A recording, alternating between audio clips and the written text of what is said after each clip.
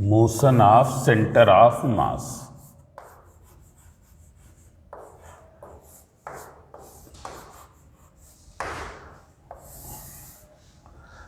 Now, as we know that in a system of discrete particle,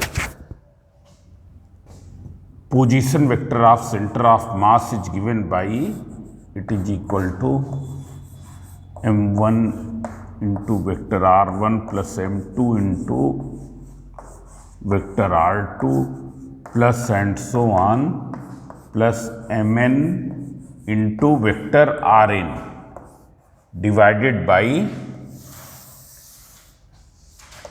m1 plus m2 plus so on plus mn.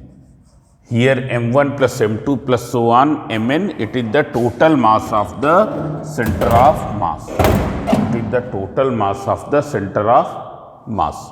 Now, what will be the velocity of center of mass? So, that also you know. Velocity of center of mass is given by m1 into v1 plus m2 into v2 plus and so on plus mn into vn. And here in place of m1 plus m2 plus and so on mn, we will write the capital M. Capital M is what? It is the mass of the system, which is comprising n particles whose masses are m1, m2 and so on mn. So, mass of system. This mass we have assumed to be located at the center of mass. This is the velocity of the center of mass. Now, see here, if you differentiate this, what will you get? On differentiating with respect to time, d by dt of Vcm equals to 1 upon m, and this can be written as m1 plus m1 into 1 upon m within bracket m1 into d by dt of V1 plus m2 into d by dt of V2 plus and so on mn into d by dt of Vn. So, it is dV1 upon dt plus m2 into dV2 upon dt plus and so on plus mn into dVn upon dt. Now, what is d by dt of velocity? So, d by dt of velocity is what? It is the acceleration. Time rate of change of velocity is known as acceleration. It's clear? Which is represented by E. So, see here, what will be this? This is the time rate of change of velocity of center of mass. So, this will be the acceleration of the center of mass equals to 1 upon m, and this will be equal to what? It is the acceleration of particle 1, acceleration of particle 2, and this is the acceleration of particle n. So, it is m1 into vector a1 plus m2 into vector a2 plus and so on plus mn into vector an. It's clear? Now, see here,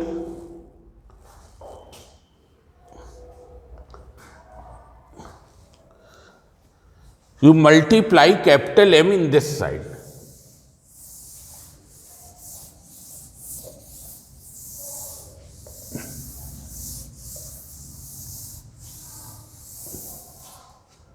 So, it will be equal to m into total mass of the system into acceleration of the center of mass. This is equals to m1 a1, you can write the force acting on the particle 1, force acting on the, and this is the external force. external force acting on the particle 1, external force acting on the particle 2. So this will be equal to vector F1 plus vector F2 plus and so on plus vector Fn. It's clear? These are the external forces. We can see it as F external. F external.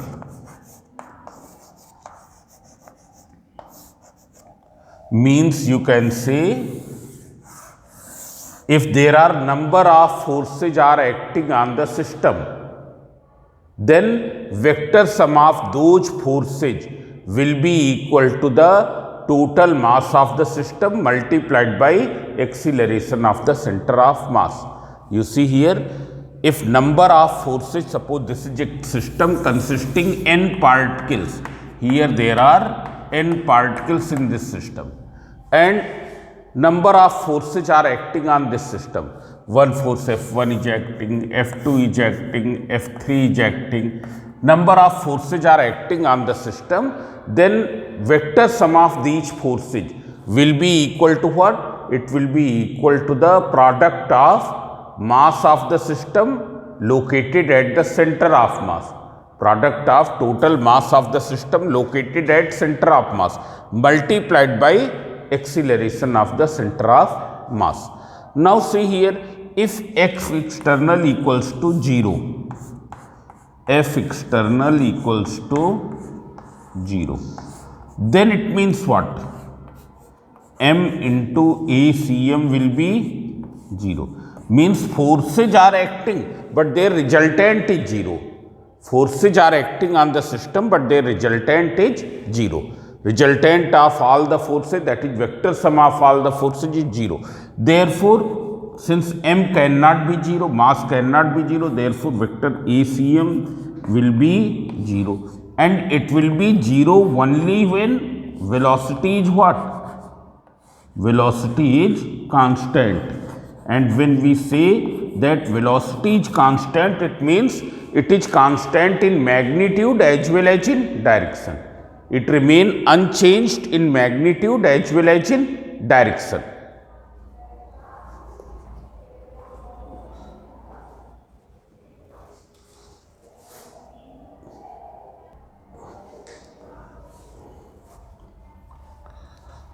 Now you can have one example of this. Here you can see that if external forces acting on the system is 0, then acceleration of the center of mass will be 0. That is, velocity of center of mass will remain unchanged. Now see here, suppose there is a bomb which is thrown vertically upward. This type of question you have done in work power energy. This is a bomb which is thrown vertically upward. And at some point of end, when it is thrown vertically upward, what will happen? It will continuously go in a straight line. It's clear? Here it is not a projectile motion because it is thrown vertically upward. Suppose at some point of flight, it explodes by its own. So when it is exploding, what will happen? External forces are acting or not? When the bomb is exploding, whether any external force is acting or not. So no external force is acting. It is exploding by its own due to the internal forces. It's clear? Suppose one fragment goes in this direction. It goes in this direction. Other fragment goes in the other direction. Suppose it is exploding in two fragments. It may explode in more fragments also. Suppose it has exploded in two or more fragments which have flight off, which are going in the different direction. Now since external forces are not acting, therefore velocity of center of mass should remain unchanged. Suppose here it is exploding in two fragments. One fragment goes in this direction, other fragment goes in this direction. It is clear? Its center of mass of this fragment will move in this direction. Center of mass of this fragment will move in this direction. But if you see of whole system, then center of mass of these two, it will remain moving, keep on moving in the same direction. It will remain moving in the same direction if we find out the center of mass of these two particles which have flying off in the different directions. Their center of mass will keep on moving in the same direction. And why it will keep on moving in the same direction? Because it has exploded by its own. External force is not acting. External force is not acting, and external force is not acting, therefore velocity of center of mass will remain unchanged. It's clear? Velocity of center of mass of this will remain unchanged. So see here, now if you find out the center of mass of these two particles at any time, because at different timings they will be at the different positions. So if you find out their center of mass at any timing, it will be somewhere on this line and having the same velocity as it was having before explosion, Similarly here, if you throw the bomb at some angle from the horizontal, it's clear. So if it has not exploded, it has gone in this way, it has adopted this path. It's clear? If the bomb has not exploded, then it has gone in this direction. Now suppose at some point of flight it explodes. So since exploding by its own, so one fragment goes in one direction, other fragment goes in the other direction, third fragment goes in the other direction. Since the explosion has taken place by its own, therefore velocity of center of mass will remain unchanged. Velocity क्या रहेगी? Unchanged रहेगी. Means it will keep on describing. Center of mass of the fragments will lie at these points. At different timings, it will lie at these points. Means center of mass will keep on describing the same parabolic path which it has described if it has not exploded. ये center of mass वही path describe करेगा. Centre of mass किसका? Fragments का. वही path describe करेगा जो ये बम describe करता अगर ये एक्सप्लोड ना होता. It is clear? So this is the significance of the center of mass. It is clear? Means motion of center of mass do not remain affected if external forces acting on the system are zero. Motion of center of mass do not affected means its velocity will remain same if the vector sum of all the forces acting on the system is zero. It is clear? Now see here. After this we will see the momentum of center of mass. Momentum of center of mass. So here you have seen that vector VCM equals to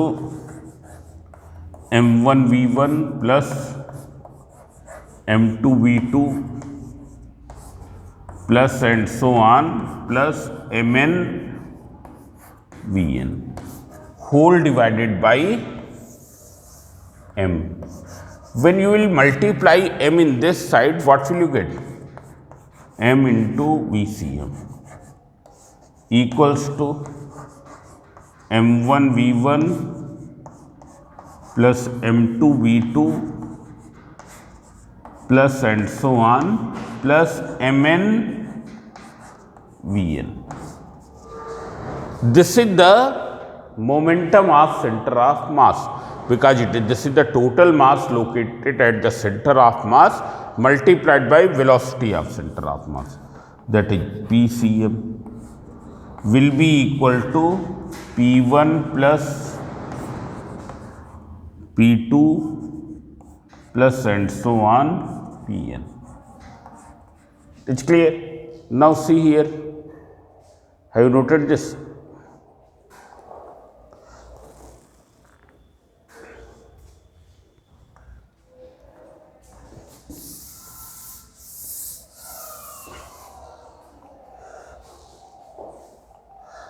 as we know that, so means momentum of center of mass will be equal to the vector sum of the momentums of individual particles, vector sum of the momentums of individual particles. Now if you determine dp upon dt, as we know that F external equals to what? It is equal to dp upon dt. It's clear? And here we will take this as P of center of mass, P as the momentum of center of mass. So if F external equals to 0, if F external equals to 0, then it means what? D by dt of P, that will remain 0, or vector PCM will be constant. It will be constant. That is, if the external forces acting on the system is 0, if the vector sum of the external forces acting on the system is 0, then momentum of center of mass remains conserved. So that you can write, if you write down, if vector sum of external forces acting on the system is 0, then momentum of the center of mass, momentum of the center of mass remain unchanged.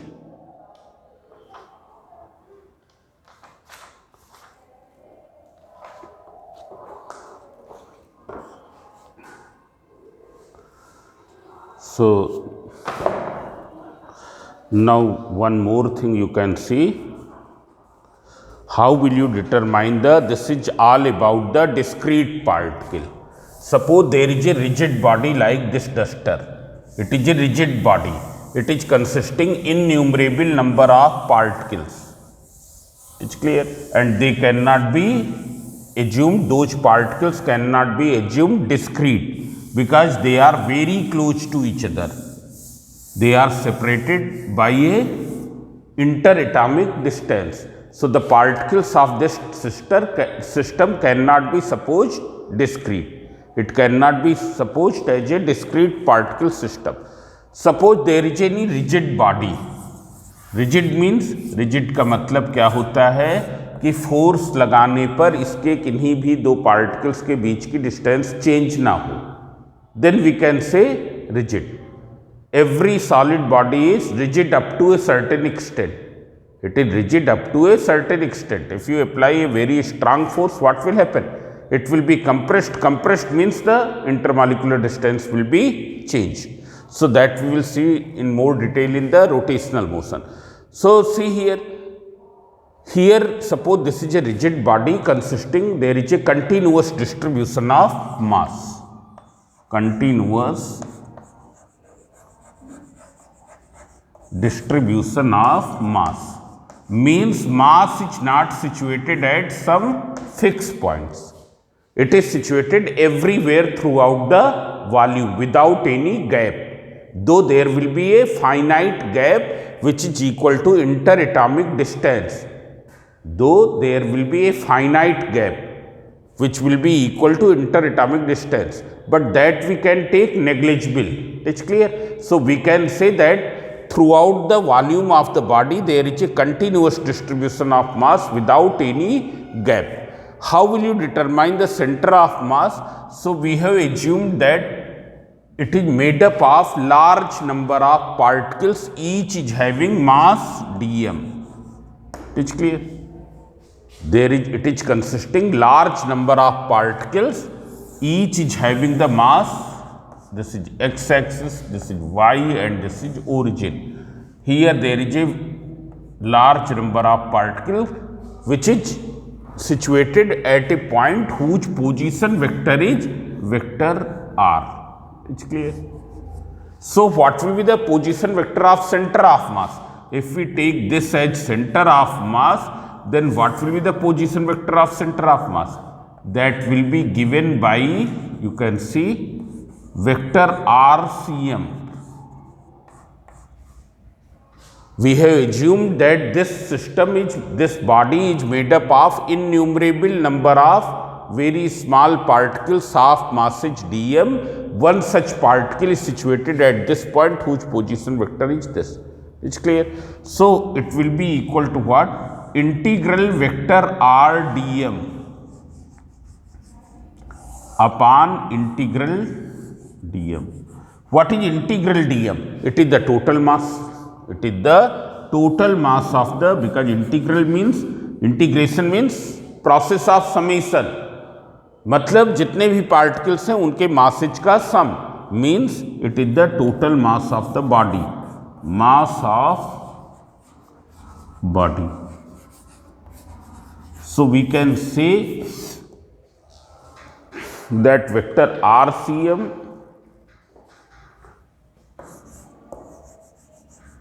it is equal to 1 upon m integral vector r dm.